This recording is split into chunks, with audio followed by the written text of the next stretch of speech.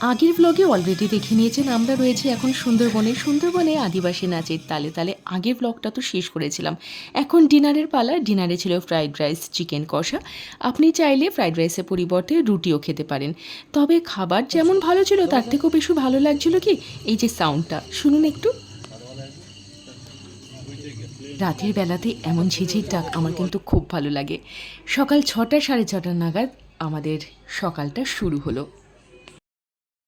তো আজকে second day start হয়ে গেছে। আমরা বেডটি অলরেডি পেয়ে গেছি আর এখন বাজে প্রায় 8টা। আমরা বেরিয়ে যাব। আর আজকে কয়েকটা আইল্যান্ডে আমরা ঘুরতে যাচ্ছি।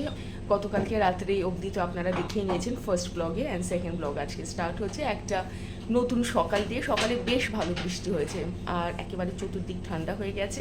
তবে হ্যাঁ, মনে হচ্ছে আবার রোদ উঠবে। ভীষণ ভীষণ সুন্দর একটা ওয়েদার। তো চলুন এবার ঘুরে আসি বিভিন্ন আইল্যান্ড। আর এই ছিল আমাদের টাইটানিক বলছি বটে, আসলে এতে করেই আমরা বিভিন্ন আইল্যান্ড ঘুরে দেখব। আমরা ঠিকঠাক আমাদের পুরো গ্রুপটা সময় মতন আমরা চেপে বসলাম আর সেই যাত্রা শুরু হলো। এক্সাইটমেন্ট অবশ্যই লাগছিল, তবে বুঝতে পারছিলাম সারাদিন যে বেশ গরমে কষ্ট পেতে হবে। আমাদের প্রথম ডেস্টিনেশন ছিল সজনেখালি ওয়াইল্ড লাইফ স্যাংচুয়ারি।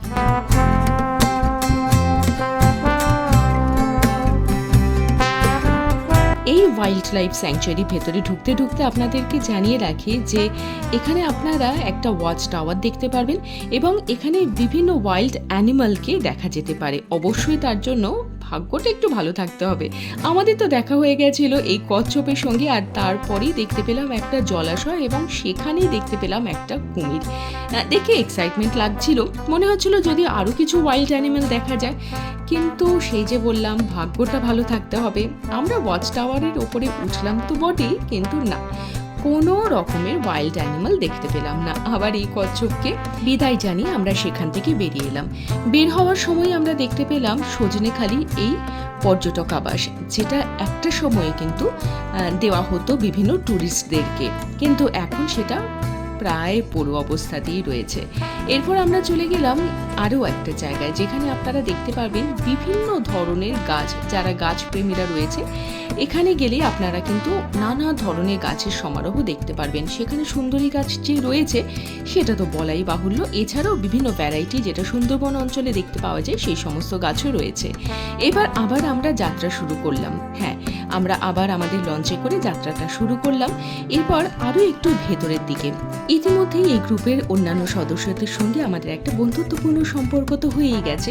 আর এই ভদ্রলোক হলেন যিনি লঞ্চটা চালাচ্ছিলেন। তিনি তার বিভিন্ন অভিজ্ঞতার কথা আমাদের সঙ্গে ভাগ করে নিচ্ছিলেন। কথা বলতে বলতে আমরা পৌঁছে গেলাম দুবাকি ক্যাম্পে। এখানেও রয়েছে একটি ওয়াচ টাওয়ার। এছাড়াও এখানে বিভিন্ন ওয়াইল্ড অ্যানিমালকে দেখা যেতে পারে। আর এছাড়াই এখানে একটা বিশেষ বিষয় রয়েছে যেটা আপনাকে বা অন্যান্য ট্যুরিস্টদেরকে টানে, সেটা হলো এই ক্যানোপি ওয়াক। বেশ অনেকটা হাঁটা আর এই দুই সাইডে কিন্তু জঙ্গলটা আপনারা দেখতে পারবেন। আমরা বেশ ভাগ্যবান, কারণ এখানে আমরা একটা স্পটেড ডিয়ার দেখে নিয়েছিলাম। এছাড়াও এখানে মনিটর লিজার্ডও দেখা যেতে পারে, মানে গো সাপ যাকে বলে। একবার দেখে নিন এই ওয়াচ টাওয়ার থেকে পুরো জঙ্গলের ভিউটা এক্স্যাক্টলি কেমন লাগছিল।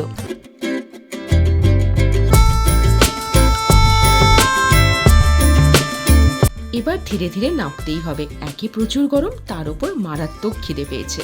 তো আমরা একদমই দেরি না করে লাঞ্চটা কিন্তু আমরা সেরে ফেললাম। লাঞ্চে কি ছিল? হ্যাঁ, আমাদের যে ট্যুর প্ল্যানটা ছিল তাতে একদিন মাটন ওনারা দেবেন বলেছিলেন। যথারীতি মাটন নিয়ে আমরা বসে পড়লাম। না প্লিজ, মাটনটা খুব খারাপ ছিল, সেটা বলতেই হচ্ছে। লাঞ্চটা তো হয়ে গেল সারাদিন পর। এবার আবার আমাদের ফিরে যেতে হবে পাখিরালয়। এখানেই আমরা কিন্তু আবার সেই রাত্রিবাসটা করে নেব। জানতে পারলাম কিছু ট্যুরিস্ট বাঘের দেখা পেলেও সেই সৌভাগ্য আমাদের কিন্তু হলো না। হোটেলে যাওয়ার পথেই আমরা দেখতে পেলাম ডাবের জল বিক্রি করছেন এই দিদি। তো সেখান থেকে আমরা ডাবের জলও কিনে নিলাম। এইবারই কিন্তু আসল টুইস্ট। হ্যাঁ, এবার দেখে নিন যে আমরা যাচ্ছি এই দুই সাইডে ক্ষেত, রাতের বেলা অন্ধকারের মধ্যে, কোথায় টোটো করে, তাও আবার। ভীষণ খারাপ অভিজ্ঞতা হলো আমাদের এবার। কেন সেটা বলতে হয়তো একটু সময় লাগবে, সেজন্য চ্যানেলের সঙ্গে থাকুন। আগামী 2-3 দিনের মধ্যেই আমি পরের ব্লগটা আপলোড করতে চলেছি। আজকের মতন বিদায় জানাচ্ছি, খুব ভালো থাকবেন।